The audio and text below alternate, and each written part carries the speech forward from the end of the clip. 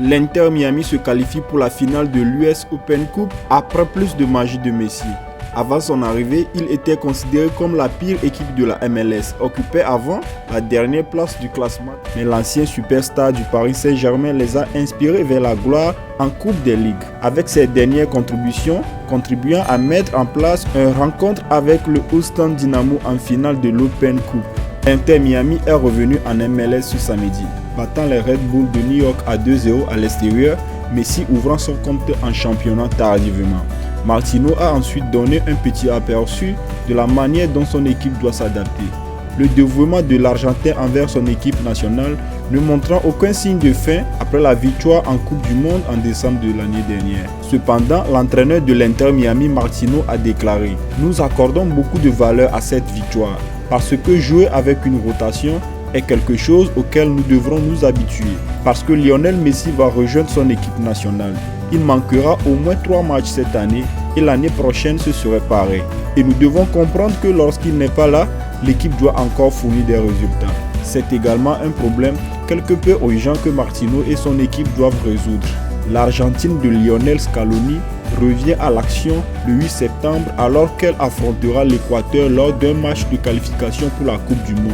L'Inter Miami ne disputera que 2 matchs en MLS d'ici là. Avant de continuer, vérifie si tu t'es déjà abonné à cette chaîne pour suivre des autres actualités en exclusivité. Cela nous aide beaucoup. L'attaquant de Man City Erling Haaland défié par l'athlète la plus sexy du monde, Alika Schmid. Haaland a été chronométré à 22,5 milles par heure au cours de la campagne 2022-2023 au cours de laquelle il a aidé City à réaliser un triplé historique et est célèbre pour son rythme et sa puissance dans les cercles du football. Il a marqué 52 buts la saison dernière et possède le genre d'accélération qui troublerait n'importe quelle défense. Selon vous, qui sera le vainqueur? Haaland va-t-il accepter ce défi?